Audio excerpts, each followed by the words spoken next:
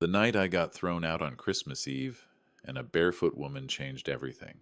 Christmas lights look different when you're the one left outside. From the sidewalk, my son's house looked like a magazine cover, warm windows, soft gold twinkle lights wrapped around the porch rails, a perfect wreath centered on the front door, like the kind you buy when you want strangers to believe you have a perfect life. Inside, I could hear laughter and the faint jingle of a holiday playlist.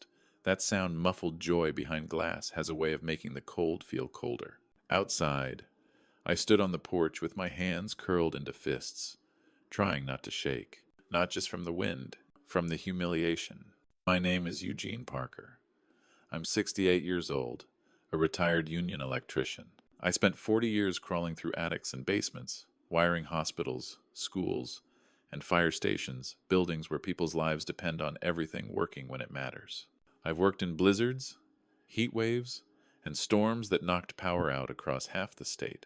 I thought I understood cold, but nothing I'd ever felt compared to the cold of being told you don't belong by the child you raised. Before we go any further, drop a comment and tell me where you're watching from and what time it is there. I read them, and I promise you're going to want to stay for what happens next. Because the worst betrayals don't feel like knives. They feel like handshakes. And on that Christmas Eve, my son offered me a handshake that took everything. It started with paperwork. Earlier that afternoon, Caleb spoke like he was asking me to pass the salt. "Dad," he said, calm and careful the tone you use when you don't want someone to get emotional.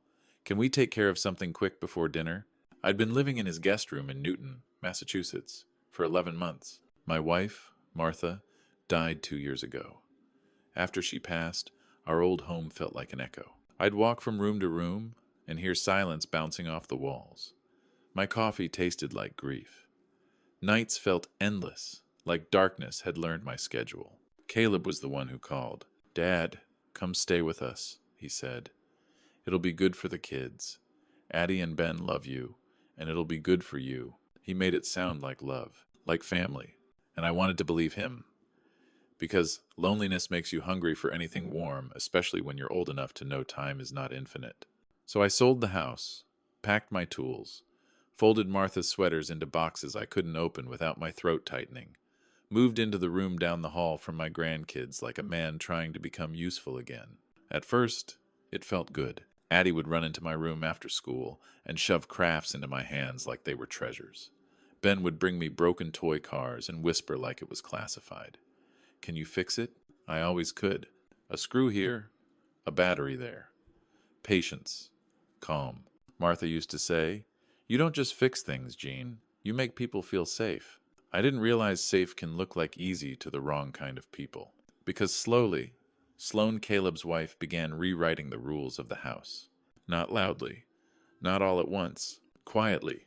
My coffee mug in the sink became a problem. My pill organizer on the counter became concerning. My habit of walking the neighborhood became unsafe. Then one day she smiled too brightly and said, "We should get everything organized." Organized. That word should have warned me. Because organized didn't mean helping me. It meant controlling me. That afternoon, Caleb led me into his home office. Dark wood desk. A little shelf of business books he probably hadn't read.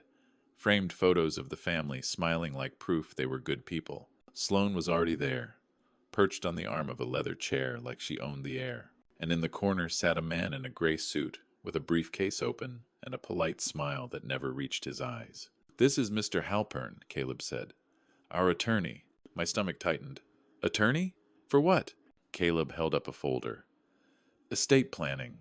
Just making sure things are clear." Sloane nodded with a soft, practiced sympathy. "It's for the children, Eugene.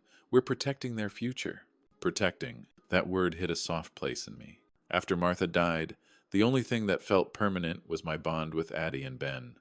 Addie's small hand in mine crossing the street. Ben's grin when I fixed something. The way they said Grandpa like it meant I still mattered. Caleb slid papers across the desk.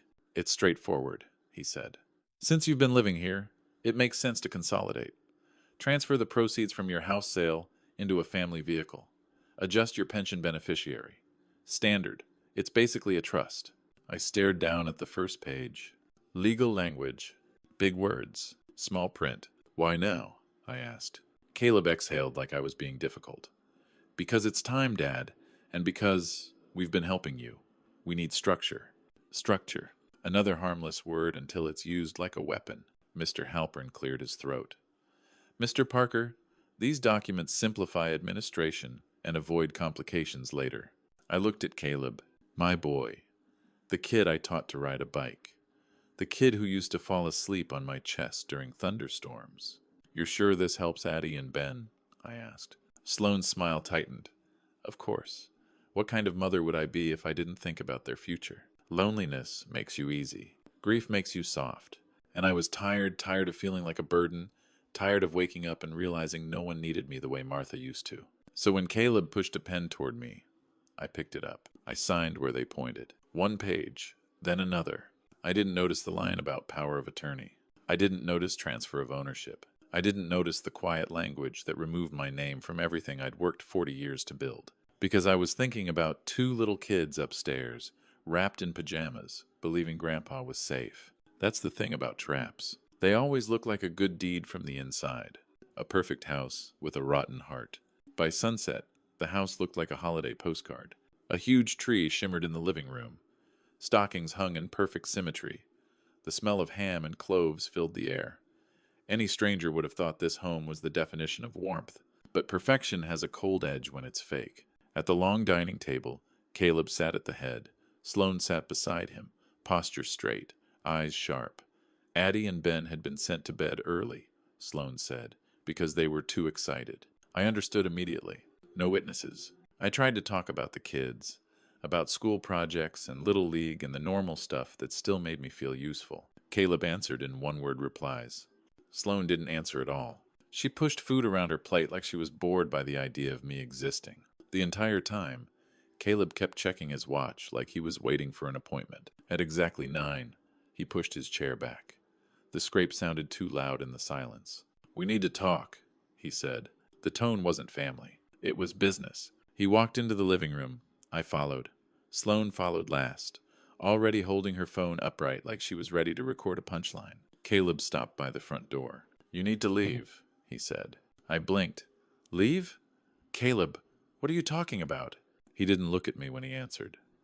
The house is ours now. The accounts are ours. Your pension goes to us. My brain rejected the words like a bad connection. No, that's not I signed for the kids.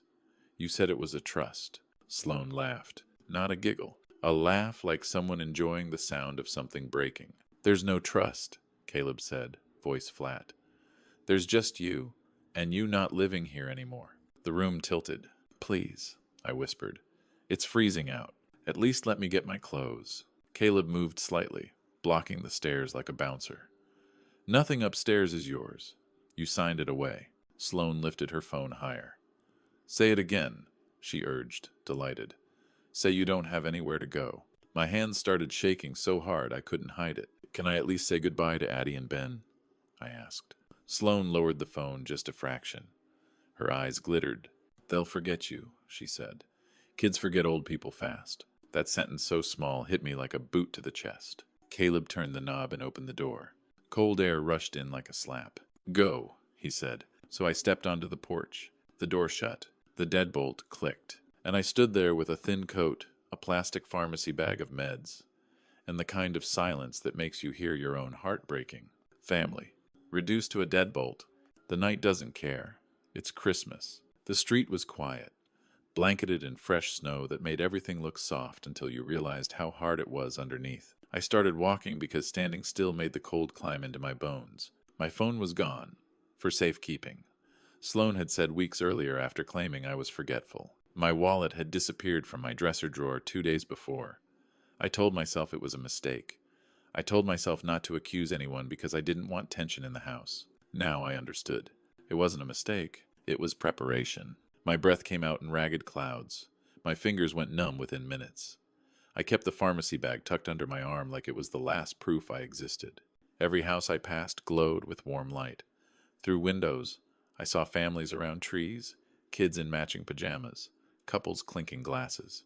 And with every step, something inside me cracked wider. Martha used to rub my neck after long shifts and whisper, "You're too good, Jean. Don't let the world take that from you." But the world wasn't the one taking from me. My own son was. I drifted toward Cold Spring Park without meaning to pond.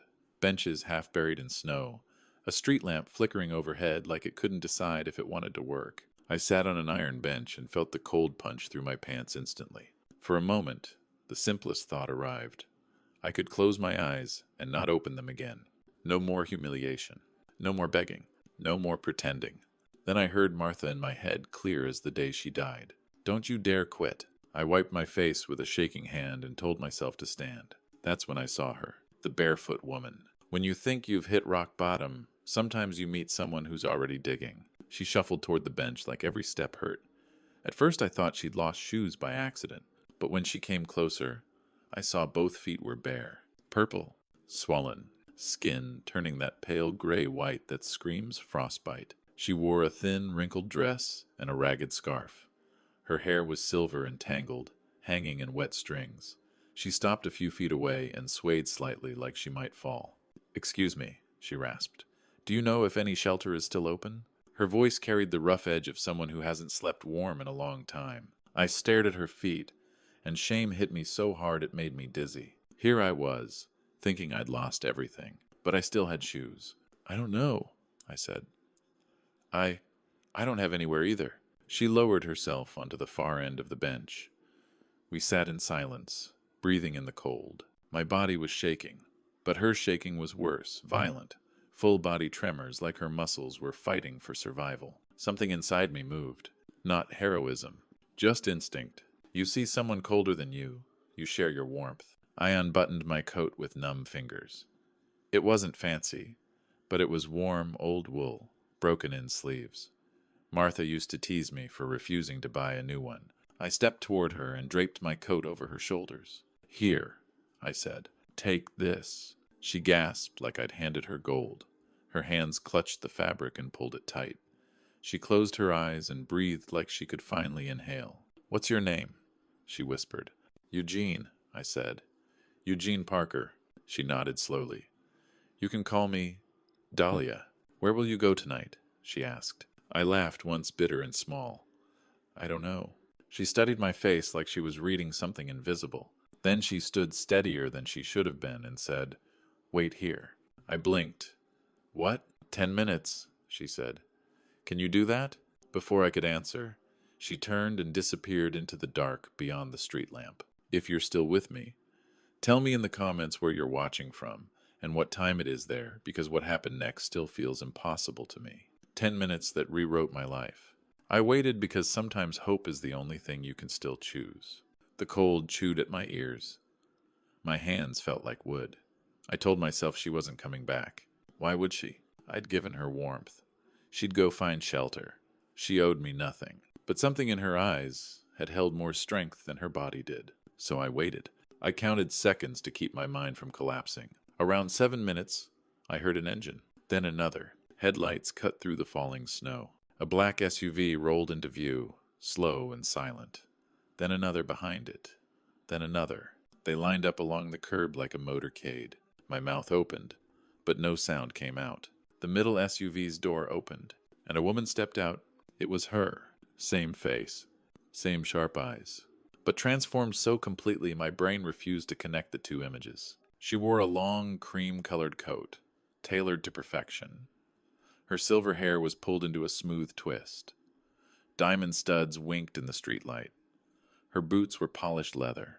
2 men in dark suits moved with her, scanning the area like they'd done it 1,000 times. She walked toward me with steady confidence. "Mr. Parker," she said. My throat tightened. "Dahlia?" She smiled gently. "My name is Dahlia Kensington." One of the men behind her carried my coat, folded neatly dry now, as if it had never touched snow. "My coat. You gave me this," she said softly, "when it was the only warm thing you had left." My hands trembled as I took it. "How?" I started. She raised a hand. "Let me explain." And in that moment, standing under a flickering street lamp, I realized the universe hadn't just tested me. It had watched me. Why she did it. Dahlia's eyes stayed on mine, steady, unblinking. "For 23 years, she said, "I've spent Christmas Eve doing the same thing." She paused, letting the words settle. "I leave my home alone. No phone, no money, no protection, dressed like someone who has nothing. My stomach flipped. Why? Because I needed to know if kindness still exists when nobody is watching, she said quietly. Then her voice sharpened into something else. I run a foundation, she continued. We deal with elder exploitation, coercion, financial abuse. Paperwork is only half the battle. The other half is character. I swallowed hard. So, you were testing me? Yes, she said. And you passed. I shook my head. I didn't do anything special. I just your feet. Most people look away, she said, not cruelly tiredly. Some pretend they don't hear. Some tell themselves it's not their responsibility. She stepped closer, and beneath her polish, I saw something else. Pain. Old pain. You gave away warmth when you thought you might not survive the night, she said. That is rare. I thought of Caleb's blank face, Sloane's laugh, the deadbolt. I don't understand, I whispered. Why does this matter to you? Dahlia's gaze flickered. Because once, she said, voice lower, my family did the same thing to me. She exhaled slowly. I was 19, pregnant, unwanted, thrown out in winter with nothing. A stranger helped me when no one else would. She held my gaze. I never forgot what that felt like. Then her tone turned firm. I need people who understand betrayal, she said. Not just sympathy. Understanding. Someone who can sit with victims and not look away. My heart pounded. What are you saying? She opened the SUV door. Warm light spilled onto the snow. I'm saying come with me tonight, she replied. And if you choose, come work with me after. We'll make sure no one can do to you what your son did. Warmth feels like a miracle when you've been frozen by the people you trusted. I climbed into the SUV like a man stepping into a second life. The warmth that hurt. Inside, the air was heated and smelled faintly of leather and peppermint. My fingers tingled painfully as circulation returned. I hadn't realized how close I was to hypothermia until warmth made my body ache. Dahlia handed me water and a small blanket. Drink, she said. Slowly. Where are we going? I asked. To my residence, she said. A guest suite is prepared. I stared out the window as the park faded behind us. Snow fell steady, like the world was trying to cover up what had happened. A thought nagged me. If I hadn't given my coat away, would she have come back? It bothered me, because I didn't give it expecting anything. And yet here I was being saved. What I signed, I said, voice cracking. Can it be undone? Dahlia's eyes sharpened. It depends, she said. But coercion leaves footprints, Eugene. And I have people who know exactly how to find them. My new life began with work, not luck. Dahlia's home wasn't a house. It was an estate, quiet gates, long driveway, trees wrapped in tasteful white lights. A housekeeper greeted me as if I belonged there.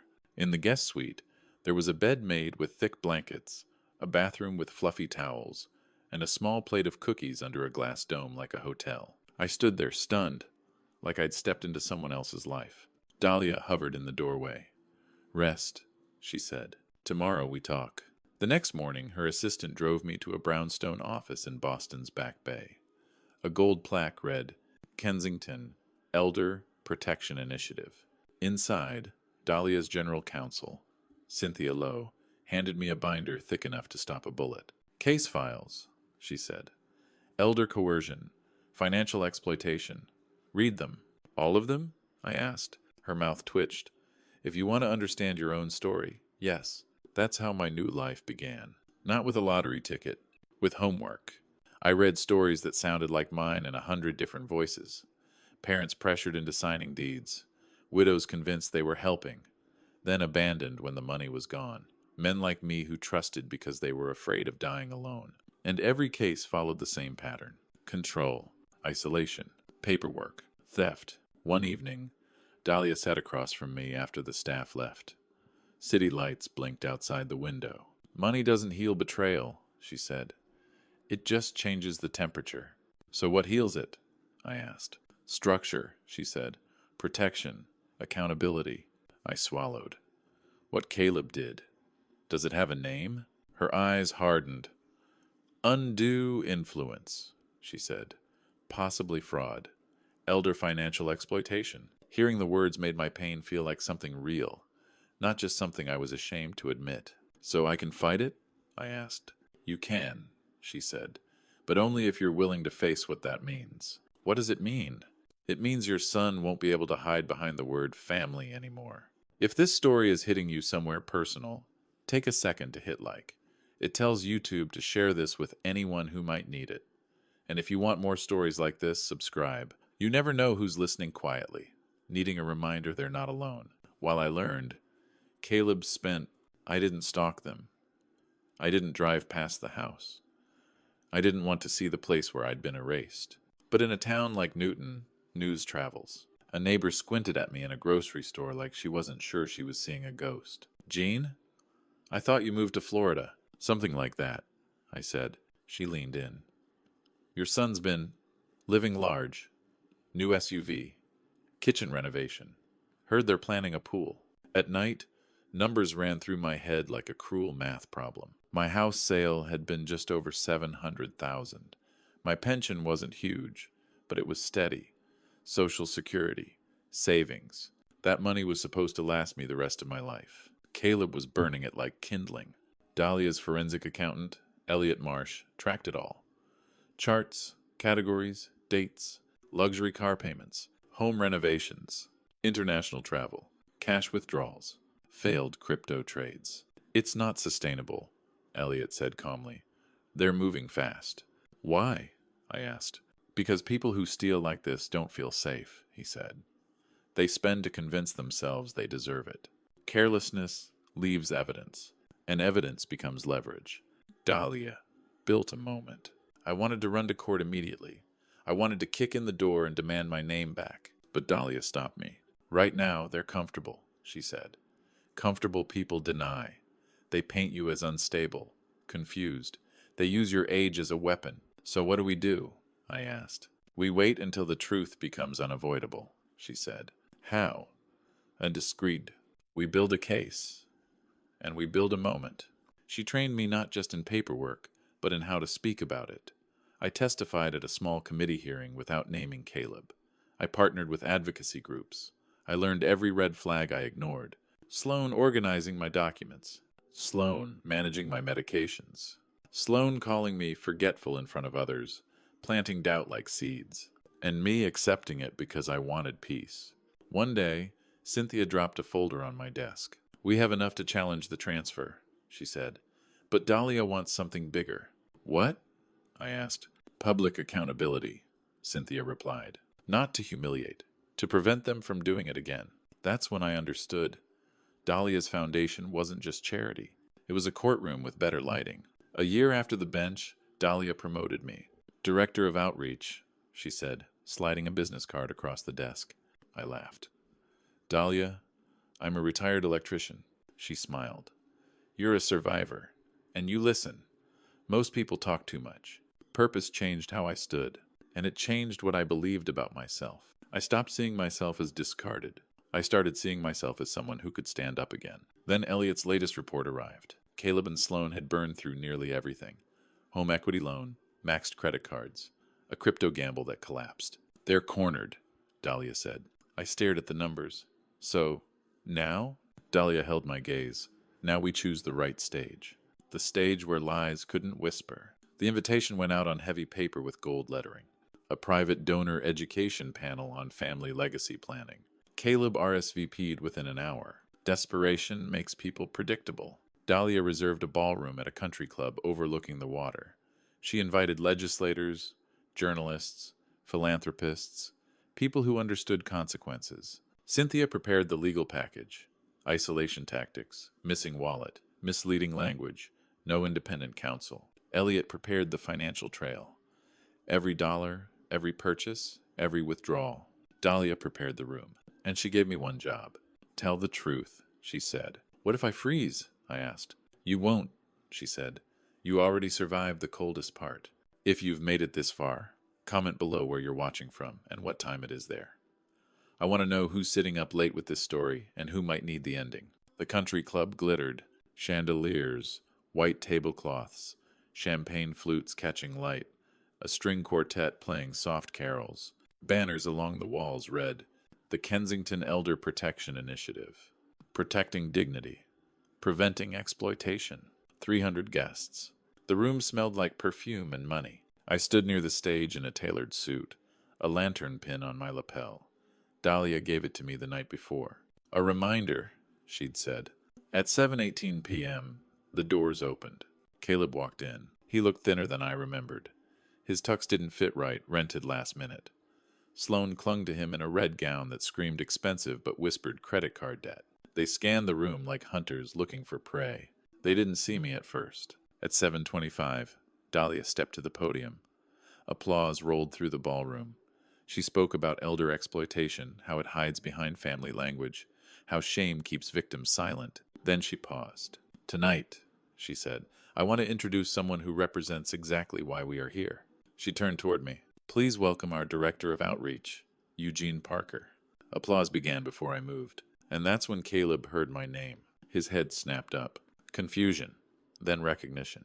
His skin went pale. Sloane followed his gaze and saw me. Her expression collapsed into fear mixed with rage, the look of someone realizing the lights just turned on. I walked to the podium and gripped the microphone. 300 faces. Cameras. Witnesses. And in the fourth row, my son watching like he'd seen a ghost. "Good evening," I said. "My name is Eugene Parker." I let the silence sharpen. And 20 months ago, my son threw me out into the freezing night on Christmas Eve. The room went still. Even the quartet stopped. And I hadn't even started. Truth. In front of witnesses. I told them everything. Not with screams. Not with insults. With facts. The office. The attorney. The trust. The pen in my hand. The way I wanted to believe. The dinner. The kids sent upstairs. The porch. The deadbolt. Then I told them about the park. The bench. The barefoot woman. Elliot clicked a remote. The screen behind me lit up with spreadsheets, dates, amounts, categories. 600,000 in spending. Luxury car payments, home renovations, international travel, cash withdrawals, failed crypto trades. Gasps rippled through the room. "I worked 40 years, I said quietly. "I wired hospitals, schools, fire stations. I skipped vacations so my family could be safe." I looked directly at Caleb. My son spent it like it was found money. Cynthia stepped up. "The transfer documents show indicators of undue influence," she said crisply. "Lack of independent counsel, misleading statements, isolation tactics. Under Massachusetts law, this may constitute elder financial exploitation." Caleb's hands shook. Sloane stared at the floor like if she didn't look up, reality might not see her. I returned to the microphone. "I'm not here to destroy my son," I said. "I'm here to stop him from doing this again to me, or to anyone else." Cynthia placed 2 folders near Caleb's seat. "2 options," she said calmly. "Option A, criminal investigation and civil litigation. Option B, restitution, return the home, repay the money on a structured plan, and allow Eugene Parker access to his grandchildren."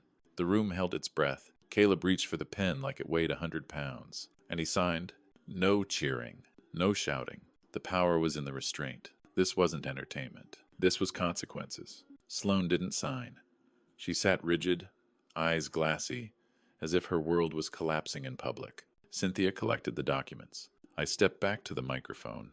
"This foundation exists," I said, "so no one else has to sit on a frozen bench wondering if their family ever loved them." I scanned the room. Kindness should not be punished, and cruelty should not be rewarded. Applause started slowly, one person, then another, then a wave. People stood. Caleb and Sloane slipped toward the exit. No one stopped them. They were leaving with something heavier than shame. They were leaving with accountability. If you're still here and this story meant something to you, hit like. It helps more than you think. And if you want more stories that remind people they still matter, subscribe. You might be the reason someone doesn't give up on a cold night. The real ending isn't revenge. It's getting your life back. A year later, I stood in that same ballroom again, not to expose anyone, but to celebrate. The Kensington Elder Protection Initiative had recovered millions for families. New laws were being introduced. People who thought they were powerless learned they weren't. Caleb repaid steadily. 2 jobs. Counseling. Humility carved into him by reality. No excuses. No speeches.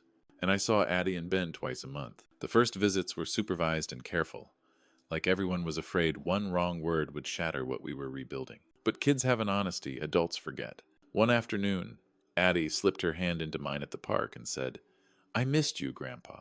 It broke me open in the best way. After an anniversary event, Caleb approached me near the coat check. He looked older, thinner, realer. "I don't expect forgiveness," he said quietly. I want you to know I'm trying." I held his gaze and saw the boy he used to be, buried under the man he chose to become. "I know," I said. "Keep going." We didn't hug. We didn't cry. But we didn't run either. The next day, I drove back to Cold Spring Park, alone. The bench was still there. The pond was calm. The air was warm. I sat down and remembered the deadbolt, the cold, the coat I gave away. And I finally understood what I couldn't understand that night. Kindness isn't a transaction. It's a signal, a flare shot into the dark that says, "I'm still human." And sometimes, just sometimes, someone sees it. That evening, Dahlia invited me into her library. "I'm stepping back," she said, pouring tea. "I want you to take the role of president." I stared at her. "Dahlia," she raised a hand. "You remember what it's like to be thrown away," she said. "That's why you'll protect people better than I ever could." She handed me a small box. Inside was my old coat, clean, preserved, folded carefully. And tucked inside the pocket was the lantern pin. I smiled, and for the first time in a long time, the warmth in my chest didn't feel borrowed. It felt earned. Because the truth is simple. Family isn't blood. Family is who chooses you when you have nothing left to offer. And on Christmas Eve, when I thought my story was over, a barefoot woman proved it was just beginning. Thank you for listening. If this story gave you hope or reminded you of your worth, please hit like, subscribe, and share it with someone who needs it. And tell me in the comments where you're watching from and what time it is there. I'll be reading them